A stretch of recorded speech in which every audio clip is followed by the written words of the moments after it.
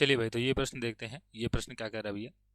ये प्रश्न कह रहा है कि एक टावर के दक्षिण में स्थित एक बिंदु ए पर टावर के शीर्ष का उन्नयन कोण अल्फा है। ठीक है, तो यहाँ पर अगर हम दिशा सूचक बनाएं, है ना, दिशा सूचक अगर हम बनाएं तो इस तरीके से, तो यहाँ पर भैया कौन सा पैटर्न चलता है? NESW, है ना, NESW, NESW। ठीक है, यानी कि ये उत्तर है, ये उत्तर है, और ये पूरब है, और ये दक्षिण है, ये पश्चिम है। ठीक है, तो कह रहा है एक टावर खड़ा हुआ है, तो मान लो कि इसके सेंटर में बीच में एक ये जो बिंदु ओ है, एकदम बीचों बीच में यहाँ पर एक टावर खड़ा हुआ है। तो यहाँ से नॉर्थ की तरफ, नॉर्थ की तरफ नहीं कहा, कह रहा है कि दक्षिण की तरफ, है ना, तो दक्षिण की तरफ यानी कि इधर की तरफ, इधर की तरफ जो है एक कोण बन रहा है ना, क्योंकि टावर सीधा खड़ा हुआ है। तो यहाँ पर एक तरीके से आप ऐसे समझ सकते हैं कि मान लो कि ये टावर है ना, ये टावर है,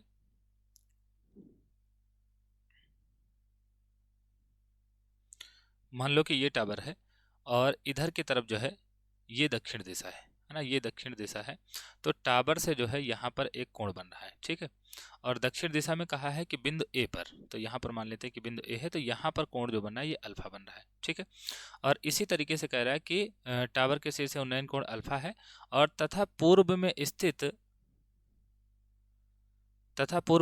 बिंदु बी पर। ठीक है, और एक बिंदु जो है वो पूर्व में है, यानी कि इस दिशा में है। तो एक जो बिंदु है वो इस दिशा में है, और एक जो बिंदु है इस दिशा में है। ठीक है, तो कहने का मतलब ये है कि यहाँ पर जो दक्षिण में बिंदु होगा, यहाँ पर इस पर ये जो टावर सीधा खड़ा होगा इस बिंदु पर। अब क्योंकि यहाँ पर टावर जो है हम सीधा खड़ा करके नहीं दिखा सकते, क्योंकि टावर जो है स्क्रीन के बाहर की तरफ आ रहा है ना, तो कहने का मतलब है कि दक्षिण की तरफ एक बिंदु ए है, यहाँ पर जो कोण बना है ये अल्फा है, और पूरब की तरफ जो बिंदु बी है, यहाँ पर जो कोण बनना है वो बीटा है।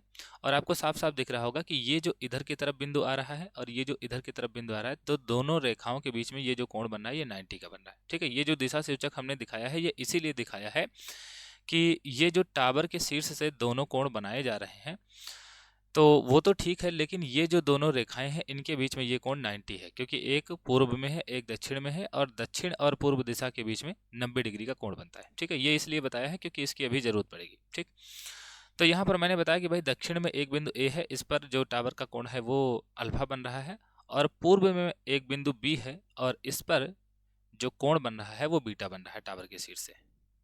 ठीक है, टावर के शीर्ष से यहाँ पर जो कोण बन रहा है वो बीटा बन रहा है। ठीक है, और कह रहा है कि यदि ए बी बराबर डी है, ए बी बराबर डी है, यानी कि यहाँ पर दक्षिण की तरफ बिंदु ए है और पूरब की तरफ बिंदु बी है, और ए बी की दूरी दी गई है कितनी? ए बी की दूरी दी गई है डी।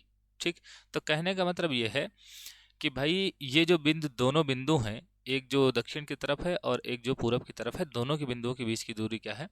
डी है। ठीक है, और यहाँ पर मैंने कहा कि ये दोनों एक दूसरे के लंबवत है, तो यहाँ पर हम चाहें तो पाइथागोरस प्रमेय लगा सकते हैं। यानी कि अगर हमें ये दूरी पता चल जाए और अगर हमें ये दूरी पता चल जाए, तो यहाँ पर हम पाइथागोरस जब लगाएंगे तो इसका वर्ग और इसका वर्ग जब हम जोड़ेंगे तो इसके वर्ग के बराबर आएगा, क्योंकि ये भैया 90 डिग्री के सामने की भुजा होगी तो ये कर्ण होगी, और ये लंब होगा तो ये आधार होगा। ठीक है, तो कहने का मतलब ये है कि अगर हमें ये पता चल जाए और ये पता चल जाए, तो हम जो है दोनों का वर्ग करके इसके बराबर करेंगे पाइथागोरस प्रमेय से। ठीक है, तो अभी बताया गया कि ए बी जो है वो डी है ना, ए बी जो है वो डी है, तो मान लो कि यहाँ पर बिंदु ए है, यहाँ पर बिंदु बी है, तो ये टोटल दूरी कितनी है? डी है। ठीक, टोटल दूरी जो है ये डी है। ठीक, और हम जो है हमें सिद्ध करना है कि टावर की ऊंचाई इतनी होगी। थोड़ी देर के लिए मान लेते हैं कि टावर की ऊंचाई कितनी है भैया? एच है। ठीक, ये टावर है, तो टावर की ऊंचाई एच है।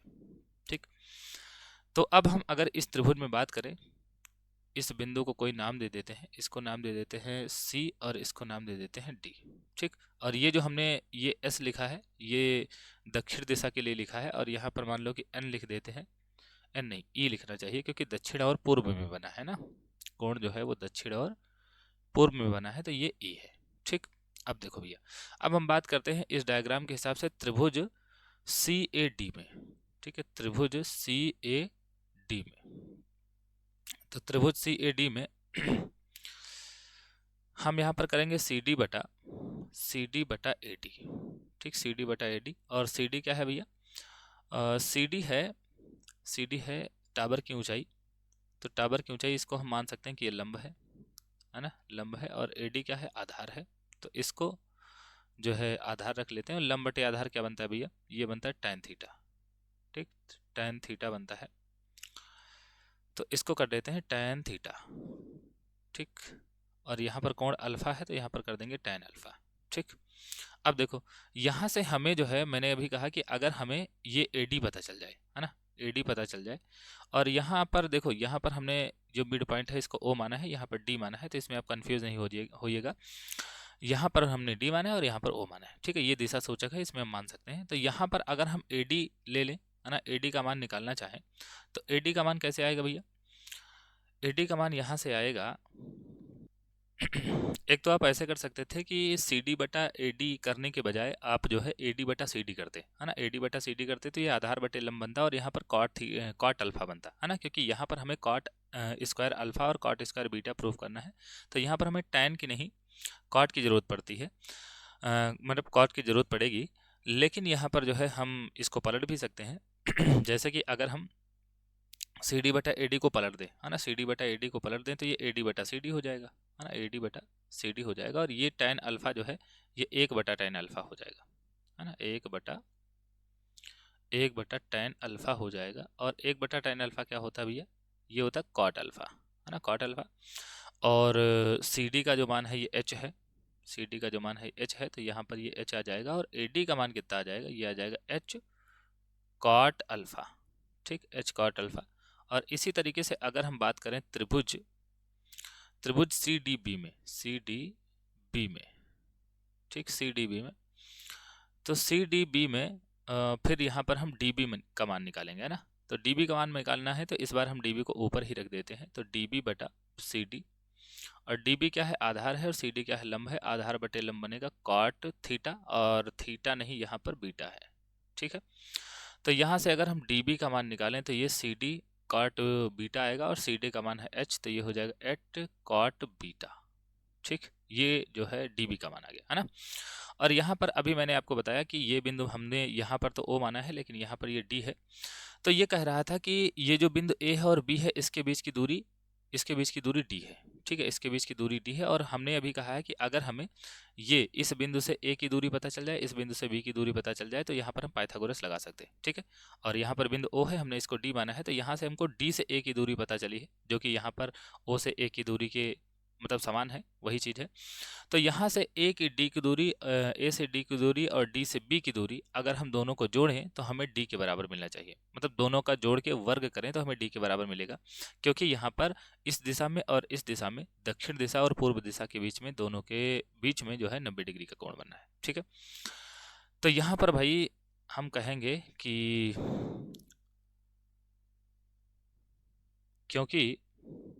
क्योंकि दोनों दिशाएं एक दूसरे के लंबवत हैं, क्योंकि दोनों दिशाएं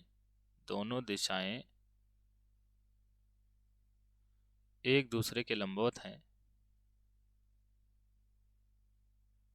एक दूसरे के लंबवत हैं। ठीक है, अतः AD का स्क्वायर प्लस DB का स्क्वायर बराबर 1 होगा। ठीक, और AD और DB दोनों हमने निकाल रखे हैं, है ना। तो देखो भैया AD क्या है, AD है, अच्छा 1 नहीं होगा, यहाँ पर कहा था कि दूरी D के बराबर है, तो यहाँ पर D होना चाहिए, है ना, D स्क्वायर। ठीक, D नहीं D स्क्वायर होना चाहिए, क्योंकि पाइथागोरस लगा रहे हैं। ठीक है, तो AD का स्क्वायर प्लस DB का स्क्वायर बराबर D स्क्वायर होना चाहिए, और AD का मान आया है H कॉट अल्फा।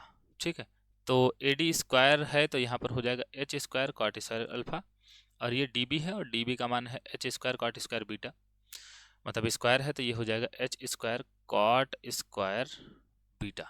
ठीक है, और D स्क्वायर है तो D स्क्वायर हो जाएगा। अब देखो भैया, यहाँ से H स्क्वायर अगर हम कॉमन ले लें तो हमें क्या मिलेगा, तो हमें यहाँ पर क्या मिलेगा, ब्रैकेट के अंदर मिलेगा cot square alpha plus cot square beta, ठीक, बराबर D स्क्वायर। और अब अगर हमें H की वैल्यू चाहिए, यहाँ से अगर हमें H की वैल्यू चाहिए तो हम क्या करेंगे भैया, H को इधर रोकेंगे, H स्क्वायर को इधर रोकेंगे, बाकी सबको उधर जाने देंगे, तो D स्क्वायर बटा cot square alpha plus cot square beta. ठीक, और अब यहाँ से अगर हम स्क्वायर भेज दें तो इधर जाके अंडर रूट बन जाएगा, है ना, इधर जाके ये अंडर रूट बनेगा और ये आ जाएगा डी स्क्वायर बटा cot square alpha plus cot square beta. ठीक, अब क्योंकि डी के ऊपर अंडर स्क्वायर है तो अंडर रूट कैंसिल हो जाएगा, ऊपर वाला तो डी हो जाएगा, लेकिन दोनों नीचे वाले जो है ये जुड़ रहे हैं तो यहाँ पर ये जो है ये अंडर रूट बना रहेगा। ठीक है, तो ये हो जाएगा कॉट स्क्वायर अल्फा और प्लस कॉट स्क्वायर बीटा। ठीक है, तो यही हमें प्रूव करना था कि टावर की जो ऊंचाई होगी ये डी बटा under root cot square alpha और कॉट स्क्वायर बीटा आएगी। ठीक है भाई, तो आशा है ये प्रश्न आपको समझ में आया होगा। बढ़िया प्रश्न है, थोड़ा सा ट्रिकी प्रश्न है, और यहाँ पर सबसे ज़रूरी ये है कि हमें ये ध्यान देना चाहिए कि ये जो दोनों दिशाएं हैं ये एक दूसरे के लंबवत हैं, इसीलिए यहाँ पर हम A D square plus D B square बराबर डी स्क्वायर जो है ये लगा पाएँ। ठीक है भाई, तो अगर वीडियो आपको पसंद आई है और अगर आप चैनल पर नए हैं तो भाई चैनल को सब्सक्राइब करके ज़रूर जाएं। बाकी अगर वीडियो पसंद आई हो तो वीडियो को लाइक करें और एक बढ़िया सा कमेंट लिखें, और मिलते हैं किसी और वीडियो में, तब तक के लिए धन्यवाद।